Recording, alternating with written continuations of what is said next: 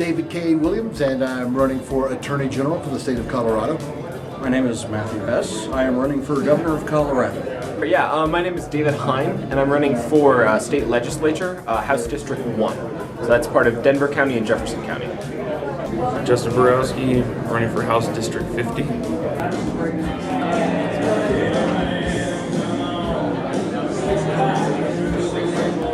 Hi, my name is Lily Williams. I was nominated this morning to run for Congressional District 44.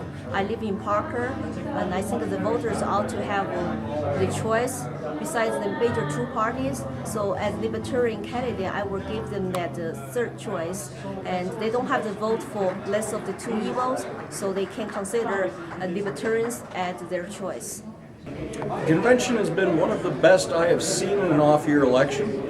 I think the Libertarian Party is only growing, as this convention is evidence of. It's been pretty great to attend. Really cool to meet some really awesome people, Gary Johnson, Ben Swann, some well-known people, as well as just average people that are excited by liberty. So you guys are literally my heroes, because you're putting it on the line and going out there and showing people what it means to be a libertarian, and I thank you for that. I think I always enjoy to come to convention for libertarians, and of course we have Republican and Democrat here too, but socialize with people from all cross of life and from all beliefs, but we all have a common goal. We want to advance liberty. We want to communicate how to protect our rights, liberty in America. I think it's great. I'm having lots of fun and also learning a lot. Oh, it's been a great convention. It's been put together very well, and lots of fun, lots of good people. With Ben Swann speaking this morning, he's a rock star. He's great. With Gary Johnson being here all weekend, and obviously he's going to speak tonight. So very looking forward to seeing Gary Johnson speak. And politics is full of people with ridiculously large egos, and so it is really refreshing to have people who are down to earth, humble, accessible, and relatable. So I would like you all now to please join me in welcoming Governor Gary Johnson.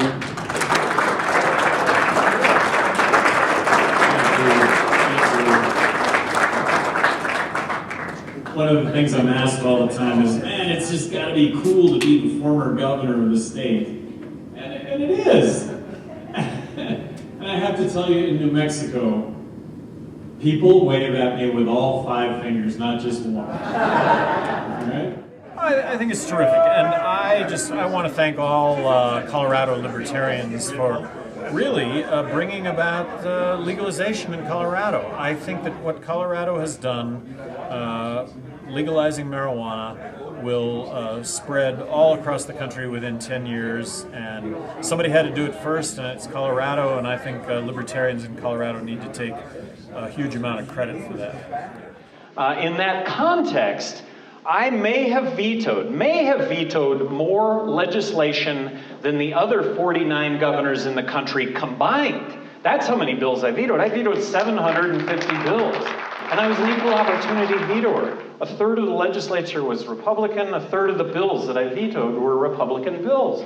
I vetoed a Republican dog and cat exercise bill that, but for my signature, it would have been law in New Mexico for pet stores to exercise their dogs and cats 2 hours a day, 3 times a week. Now I have to tell you, that's a great idea. It's where I want to buy my dogs and cats, but in my veto message, this is a great idea. But if I sign this legislation at some point, I'm going to have to establish the dog and cat exercise police, because that's exactly the way that it would go down. I'll tell you, I think Colorado is going to boom as a result of what you've done here. That you can come to Colorado, you can live, you can work. I don't know why a business won't look at Colorado as either a startup or a relocation. So I think Colorado's biggest problems are going to be a lot more people are going to want to move to this state than maybe Colorado is ready for. Hi, Tom Mann. I'm with Gary Johnson's Our American Initiative. I'm up here on behalf of the OAI, and we're expecting good results from it, but we need, there's a lot of legal bills involved, and you know, we're looking to quickly raise $50,000, and we hope you folks can help us. Go to our website, ouramericaninitiative.com. Hey, I'm Billy Johnson from Events and Noise and NRA News. So the talk that I presented today is how fear has an inverse relationship with liberty, and how fear has repeatedly been used by politicians to gain power and control, and ultimately violates our constitutional rights, and actually, in the name of making us more secure, actually results in us giving up our liberty. My name is Rich Bratten, and I had the honor to speak here at the Libertarian State Party Convention here in Colorado to talk about the Principles of Liberty, which is an organization that I run. You can find us on principlesofliberty.org, and we look at the role of government and how we apply that at the state level and how to analyze legislation. And I think the world's best example of liberty was attempted here. There's different kinds of stories, right? So you have the individual day-to-day story. Tadashi is an example of that. That's a day-to-day story that you would cover. I think there are bigger issue stories that are not being covered. Issues like militarization of police, which is a massive story in this country that's being ignored. The fact that we are creating a hostile environment between police and citizenry, where cops are essentially being told to treat citizens as if they're suspects. I think those are stories that are being ignored by media because it does not fit into their usual paradigm. So they run away from those stories, they're afraid of them. So that's a big one. I think we still have a lot to do in terms of talking about drone strikes, what's happening with that. The cosmic battle is not between left and right. It's between liberty and tyranny. The right of one to rule themselves or the right of one to rule over everyone else. That's the real battle. The convention was a lot of fun. Really interesting people who were here. I think Colorado is a place where libertarianism should be. I think it is like a huge philosophy here, but people don't necessarily identify yet as capital L libertarians. And I think there's a lot of work to be done to help people, you know, to reach that point. And that's your job. So good luck with that. Probably the biggest issue in American politics is that the government's too big. I think shrinking government solves a tremendous amount of problems. The biggest issue is an overreaching and encroaching government, both at the federal and state level. And so what we try to do at POL, or Principles of Liberty, is to try to empower people to fight back against that in a principled way. You know, certain topics such as the growing militarization of the police state, different issues like that. I think we try to give tools to people to be able to effectively advocate for liberty. One of the things that I think is very important, and it's a good idea, it's a win-win for everybody, is for all police officers to wear video cameras at all times. So all of when they're working, whenever they have an encounter with the citizen or a person, that whatever that encounter is will be recorded. And it helps the police and it helps the people as well, because I know police are accused of things all the time. These video cameras would clear them most of the time, but sometimes there are a few rogue bad cops and they do bad things. It also documents that as well. So it's a win-win. It does away with all these he said, she said evidentiary hearings whenever there's a dispute. It takes care of that. And there's no reason that a government agent shouldn't be recording on video all of his interactions with the public. Cool. And it's worked. It's worked in other cities, and it's ended up saving them money. Cameras with technology today aren't very expensive. Lawsuits, very expensive. The most important issue, you know, there's so many to choose from right now. A lot of people are really upset about their Second Amendment rights being violated. A lot of people are really upset about their property rights being violated by the EPA. I think people in Colorado need to do their own research on fracking, know what fracking is and how fracking works before they can pass judgment and laws against it or for it. They need to fully understand how fracking works. So in my opinion, the biggest issue in politics right now is it seems that it is a one-party system. Yes, we speak about the two-party system. It really seems to be a one-party system. And biggest issue in Colorado, to me personally, I hold dear to my heart, is those anti-gun ownership laws that the state house Senate passed last year. I was at Capitol Hill to testify against that, but they still have the magazine bans, which I'm really totally against.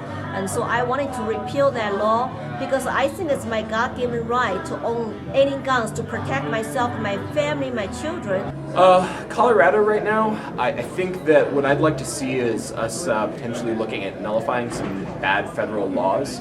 I'd like to see the states take more responsibility for what we think are correct and good laws for us to live by. Thank you, everybody.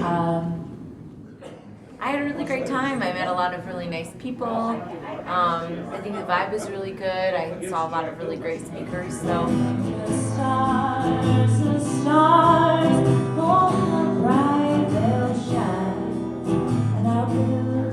I'm really passionate about anything that's going to prevent more war and more violence. So, yeah, I like to focus a lot of my music on that type of thing and kind of bringing people together and kind of ending a lot of the division that's manufactured by the ruling class. Ooh, we got into the sixes. 626, 619. Oh, it's right. He was sitting I'm looking forward to the race. I look forward to a spirited campaign once the Republicans and Democrats have finished their primaries. We go into the general election. I have no problem saying that I will look forward to debating them vigorously. Yeah, quite a bit of success. At our website, we rate legislation. We rate over 200 bills a year, and we're having a lot of influence on policy for liberty at the legislature. We're also doing a lot of training for candidates of every party. I've had Democrats, Republicans, and Libertarians, unaffiliated, all attend our training sessions. And what we work on is trying to define what is the role of government and how should that role of government be applied here at the state level. I come to the United States to seek freedom, but I just did not know there is such a party as Libertarian Party. I tried both other parties, but I finally found that this is where I belong, this is my home. Because I have the comparison, live under tyranny, I really feel like, as individuals, we all have rights that cannot be taken away by the government. And the super big government is really, really scary. I hope all Americans can understand that and understand my story, and by telling them, share my childhood stories, that they will vote for more liberty, not big government. I think we need to be more vocal as a party, and I think we need to take more to the streets and show people what we are about. If you are interested in politics, I know most of your friends are not. Please talk to them. Talk to them like how you talk about sports. It's actually something that affects everybody. Not just Team X is going to beat Team B. It's we as a people need to stop being beaten. Yeah, I guess what I'd say is burning on my soul is, as you can probably tell, I'm a relatively young person, and I just would encourage all of the other people out there of my age group that this is something that matters. Politics does matter. Our laws matter. How we choose to govern ourselves matters. So even if it's not, like myself, running for political office, even if it's just talking with your friends about stuff, getting the word out about what you think about these things, it's worthwhile to have those conversations.